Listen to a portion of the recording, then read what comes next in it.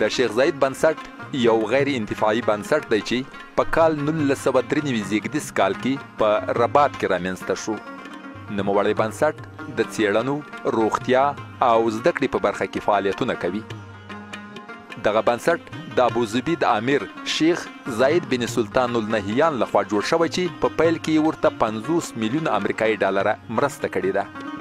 یاد بنسټ د نړۍ په ډیرو هیوادونو کې مرستې کړې دي چې په افغانستان کې د شیخ زاید ښارګوټی او د شیخ زاید روغتون په کابل کې او د شیخ زاید پوهنتون په خوست کې د پام وړ مرستې دي. د شیخ زاید پوهنتون د خوست ولایت مرکز ته څیرمه په 6 کیلومتري کې پروت دی. یاد پوهنتون په کال 1328 هجري شمسي کې د پاکستان په پیښور ښار کې تاسیس شو چې هغه مهال د افغان پوهنتون په نوم فعالیت کاوه. نوموړی پوهنتون په کال 1381 هجري شمسي کې د ځینو فرهنګپالو او مشرانو په غوښتنه او د پخواني ولسمشر ښاغلي حامد کرزي په هلو ځلو د 226م فرمان پر بنسټ خوست ولایت ته انتقال کړی شو چې په همهغه کال د افغانستان د لوړو زده کړو په چوکاټ کې د خوست ولایت د میخانیک په لیسه کې هغه مهال خپلې رسمي چارې پیل کړې چې کومه ودانۍ یې نه درلوده. تر دې چې په 28م د 12مې د 1388 هجري شمسي کال د متحده اماراتو په مرسته یې نوې ودانۍ جوړې شوې چې د رغونې او تدریسي امکاناتو ټوله بودیجه ورته د شیخ زاید بنسټ لخوا ورکړل شوې ده او د ولسمشر حامد کرزي لخوا د شیخ زاید پوهنتون په نوم نومول شوی دی. شیخ زاید پوهنتون اوس د افغانستان له 15 هغو پوهنتونونو څخه ده چې د سیکوا مقام مې ترلاسه کړی. دا شیخ زاید چې خپله دی یو نړیواله څیره ده، یو نړیواله کچه باندې پیژندل شوې څیره ده. نو دغه شان دا پوهنتون هم په یو نړیواله کچه باندې هغه نړیوال معیار او یا په کریکولم باندې برابر او نړیوال سطحه باندې پیژندل شوی پوهنتون دی.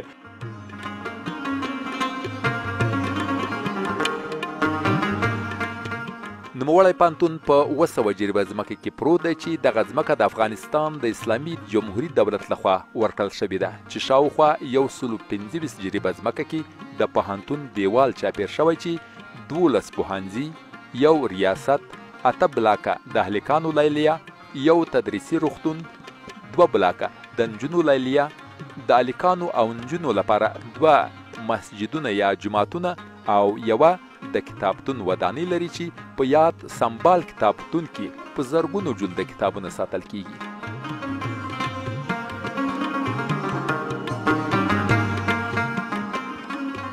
په دې کې شک نشته چې د یوه ملت وده او پرمختګ نیغ په نیغه د لوړو زده کړو د ښه څرنګوالي سره تړاو لري.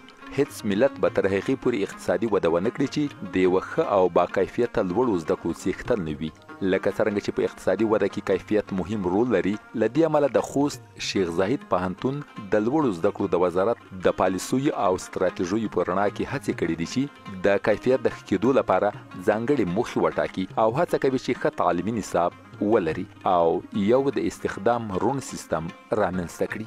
څېړنیز او نشراتي پروګرامونه پیاوړي، آنلاین کتابتونونو، معلوماتي ټکنالوژي او انټرنیټ ته لاسرسی پیدا کړي، د ماسټرۍ او د انګلیسي ژبې د زده کړې لپاره پروګرامونه په کار واچوي.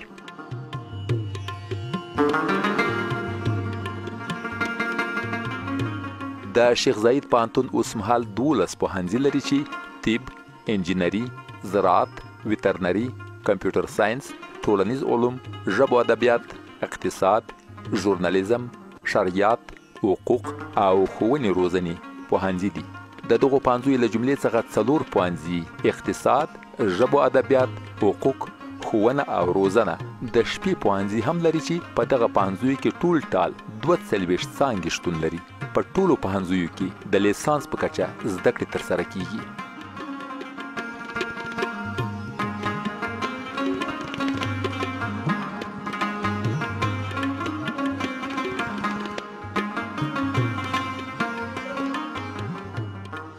شیخ زاید پوهنتون 42 مختلفې علمي برنامې لري په ټولو 12 پوهنځیو کې.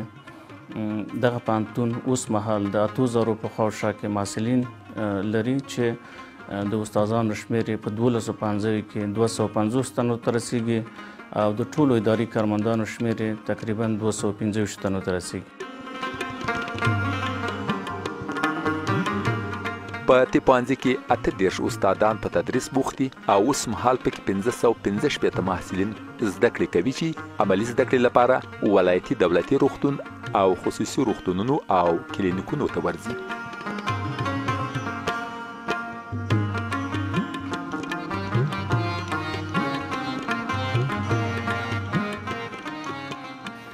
د اوسو وختونو کې تقریبا د 9 میلیونو د شاوخوا تجهیزات او د شفاخانې تجهیزات او د پانتون نور لوازم مرسته شیخ زاید فاونډیشن کړي. دغه روغتون چې د محصلینو لپاره د تدریس په موخه ګټه اخیستنې ته وړاندې کیږي 4 پوړونه لري او د 10 میلیونه امریکایي ډالرو په قیمت ورته وسایل او تجهیزات راوړل شوي دي چې په یادو تجهیزاتو کې ډیر عصري او پرمختللي دستګاوې شتون لري چې بودیجه د شیخ زاید بنسټ لخوا ورکړل شوې ده. د 8 میلیونو ډالرو په ارزښت باندې د متحده عرب اماراتو د خلیفه فاونډیشن په مرسته د موږ د طب پوهنځي تدریسي روغتون سره مرسته شوې ده. تجهیزات او وسایل ډیری را رسیدلي دي او نور د رسیدو په حال کې دي چې دغه پروژه به انشاءالله د 3 کلونو په موده کې تکمیلیږي.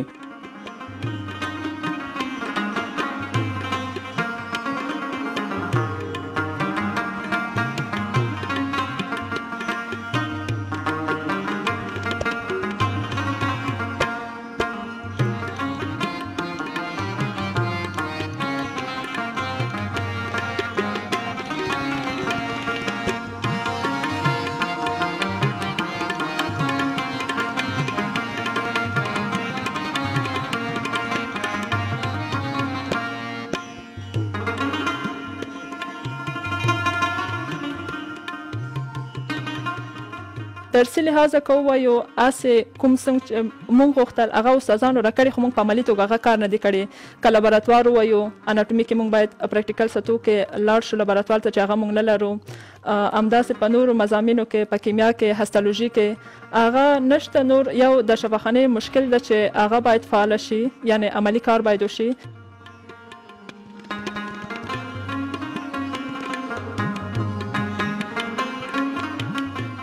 په انجنیري پوهنځي کې 24 استادان په تدریس بوخت دي او اوس مهال پکې 690 محصلین زده کړې کوي چې د عملي کار لپاره د خوست ښاروالۍ د کلو پراختیا، ښار جوړونې، ټولګټو سکتوري ریاستونو او خصوصي ساختماني شرکتونو ته ورځي.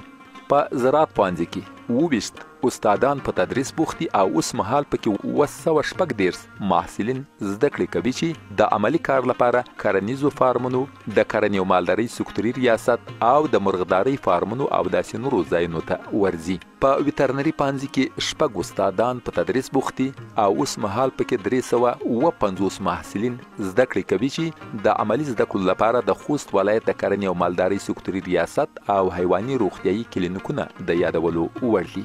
په کمپیوټر ساينس پوهنځي کې 19 استادان په تدریس بوخت دي او اوس مهال پکې 418 محصلین په زده کړه بوخت دي چې د عملي کار لپاره د مخابراتو ریاست، خصوصي مخابراتي شرکتونو او داسې نورو ځایونو ته معرفي کیږي.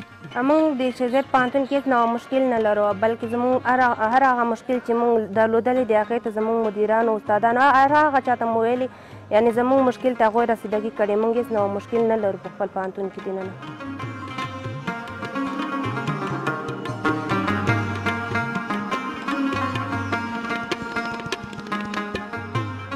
په ټولنیزو علومو پوهنځي کې 6 استادان په تدریس بوخت دي او اوس مهال پکې 414 محصلین زده کړې کوي چې د عملي پوهې لپاره د اطلاعات او کلتور ریاست، د خوست ملي موزیم او په سیمه کې شته لرغونو ځایونو ته ورځي. په ژورنالیزم پوهنځي کې 14 استادان په تدریس بوخت دي او اوس مهال پکې 415 محصلین زده کړې کوي چې د عملي کار لپاره د شیخ زاید پوهنتون د ځوان غږ راډیو او د سیمې په کچه غږیزې او انځوریزې رسنۍ او داسې نور د پام وړ دي. په ژبو ادبیاتو پوهنځي کې 22 استادان په تدریس بوخت دي او اوس مهال پکې 993 محصلین زده کړې کوي چې محلي ورځپاڼو او رسنیو کې ورته د عملي زده کړې زمینه برابره ده. په اقتصاد پوهنځي کې 18 استادان په تدریس بوخت دي او اوس مهال پکې 615 محصلین زده کړې کوي چې د دوی لپاره د خوست ولایت مصروفیت، د تجارت خونه، دولتي او خصوصي بانکونه او داسې نورې ادارې د پام وړ دي. په شرعیاتو پوهنځي کې 12 استادان په تدریس بوخت دي او اوس مهال پکې 400 محصلین زده کړې کوي چې دینی مدرسې او تعلیمي مرکزونه ورته د عملی کار زمینه برابروي. په حقوقو او سیاسي علومو پوهنځي کې 14 استادان په تدریس بوخت دي او اوس مهال پکې 463 محصلین زده کړې کوي چې د عملی کار لپاره قضا، څارنوالۍ او د عدلیې ریاست ته ورځي. په ښوونې او روزنې پوهنځي کې 40 استادان په تدریس بوخت دي او اوس مهال پکې 992 محصلین زده کړې کوي چې د دوی لپاره دولتي او خصوصي ښوونځي او لیسې د کار پراخه زمینه برابروي.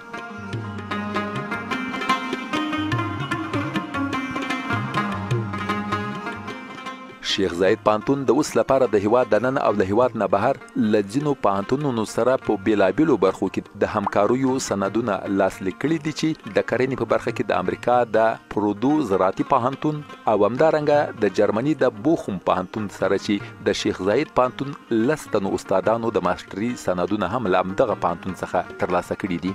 دا چې په موجوده وخت کې شیخ زاید پوهنتون 8 تدریسي بلاکونه لري او هر بلاک 8 تدریسي خونې لري چې په هیڅ لیاز د موجوده 12 ورځني پوهنځیو او 4 د شپې پوهنځیو د تدریس کارونو د اجرا په موخه کفایت نه کوي او په دریو شفتونو کې هم کله ناکله د صنفونو د قلت ستونزه رامنځته کیږي. دا ودانۍ چې وینئ د حقوق او علومو سیاسي پوهنځی ده چې اوس وخت کې د محصلینو تر لیسانس کچه پکې پرې زده کړه کوي او 2 شفته محصلین په دې برخه کې زده کوي، یو سهار طرفي او یو چې دا د شپې طرفي.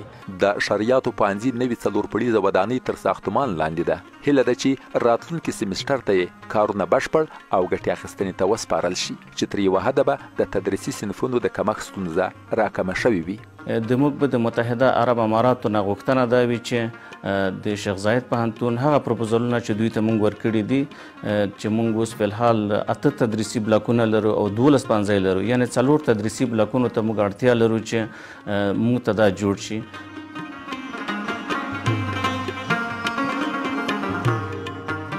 یوه د کتابتون ودانۍ لري چې په یاد سمبال کتابتون کې په زرګونو جلده کتابونه ساتل کیږي ترڅو د علمي سرچینو په موخه د محصلینو لپاره اسانتیاوي رامنځته کړي. دلته موږ کتابتونونه لرو، یو عمومي کتابتون لرو چې د شیخ زاید یونیورسټي لري، مطلب د هر یو ښوونځي شاګردان کولی شي چې ورشي اول د خپل زده کړې وکړي او هغه څه ته چې ضرورت لري کتاب ترې راوالي. د هغې باوجود موږ د هر یو ښوونځی دلته جدا جدا کتابتون لري، لکه طب ښوونځی جدا کتابتون لري، ښوونه او روزنه جدا لري. د هغې لکه طب ښوونځی چې کوم کتابتون لري هغې کې صرف او صرف د میډیکل بکس مطلب پیدا کیږي. دلته اینی کاینډز اف کتاب ته مطلب لاسرسی کولی شي. څرنګه کتاب چې غواړي که انګلیسي وي که فرض مثال پښتو وي دري وي، نو هر رقم کتاب ته وغواړي ته هغې ته لاسرسی پیدا کولی شي. د شیخ زاید پوهنتون د ظرفیت لوړونې په برخه کې غواړي پراخ ګامونه او اړین کارونه ترسره کړي چې یاد هدف ته د رسیدو په موخه تر راتلونکو 5 کلونو پورې ټول لیسانس لرونکي استادان د ماسټرۍ زده کړو لپاره او لیک تر لیګه 10% ماسټري لرونکي استادان د ډاکټرا پروګرام ته په هیواد کې دننه او له هیواد څخه بهر واستوي. تدریس د نویو میتودونو نه د شیخ زاید پوهنتون استادان استفاده کوي. د OBE ټریننګونه دوی اخیستي دي، تقریبا تر 100 پورې استادانو د OBE ټریننګونه اخیستي دي چې په نوي عصري میتود سره دوی خپل تدریس کوي محصلینو ته. موږ په ټولو پوهنځیو کې پروجیکټرونه نصب کړي دي او د هغې نه علاوه سکیورټي کمرې نصب کړي دي چې په هغې سره موږ د محصلینو ازموینې څارو. د ازموینو دپاره موږ ځانګړي میکانیزمونه لرو چې د هرې پوهنځۍ په سطحه باندې بیا هغلته د ازموینو کمیټې جوړیږي او یوه عمومي کمیټه وي چې د ټولو ازموینو نه بررسي کوي او د هغوی نه نظارت کوي. درسي میتود ښې مقصد دا رقم ده چې استادان موږ ته لکه نیټ نه غیر خولي، خو موږ خپله نیټ ته لاسرسی هغه نه لرو. نیټ نه چې کوم سامان موږ ته روخلي بیا موږ ته مقصد په لیکچر په سلاید نه موږ ته یهی مقصد او دغسې نیټ ته هغه ته لاسرسی نه لرو. لکه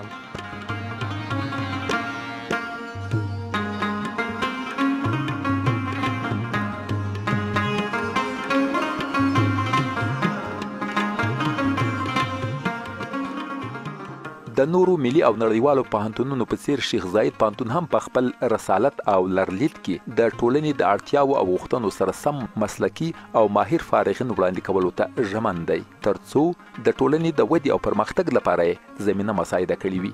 شیخ زاید پوهنتون د تیر 14 کلن بهیر په دوران کې د بیلابیلو پوهنځیو څخه 10,148 تنه محصلین د ټولنې خدمت په موخه فارغ کړي دي.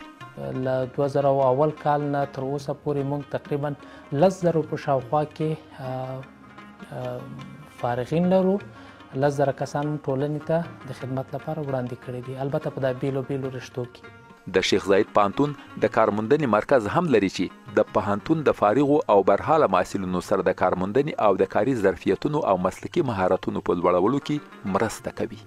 د خوست شیخ زاید پوهنتون رهبري هڅه کوي چې د پوهنتون په چوکاټ کې ټولنیز عدالتونه رامنځته کړي، بې وزله او هغو محصلینو ته چې لرې پرتو سیمو کې پراته دي د تحصیل زمینه برابره کړي. د موقع نه په ګټه اخیستو سره هغه ښځینه قشر چې تر اوسه د لوړو زده کړو څخه بې برخې پاتې دی د لوړو زده کړو زمینه نه ده ورته مساعده شوې. پوهنتون به د عامه پوهاوي نه په ګټه اخیستو سره ښځې دې ته واچوي چې په لوړو تحصیلاتو کې ونډه واخلي او هڅه به وکړي چې په علمي قادر کې هم جذب کړي چې له بده مرغه اوس مهال په علمي قادر کې یوازې یوه ښځینه استاده شتون لري. د نجونو لپاره مساعد د محیط ډیر ښه ده، یعنې د امنیت لحاظه که ووایو یا نور اړخونو ته یې وګورو، خو د نجونو لپاره ښه فضا ده او ښه مساعد ده. یا د تشې ته په کتو د شیخ زاید پوهنتون په پام کې لري چې د ښځینه کارمندانو او استادانو جذب او په محلي کچه د کانکور له لارې زیات ښځینه محصلین جذب او د هغوی لپاره ځانګړي صنفونه ایجاد کړي. که وګورو هو دلته ښځینه ډاکټري خو خپله ډېرې کمې دي، یعنې خپله په خوست ولایت کې د همداسې د افغانستان په نورو ولایتو کې هم د هغه یوازې مرکز کې ده چې شته او دومره ستونزې نشته د ښځو لپاره. که زه یوه ښه ډاکټره شم انشاءالله د افغانستان هر وګړی زما لپاره زما د خلکو یعنې ما ته ګران دی او هر ځای کې چې وي زه ورته حاضره یم.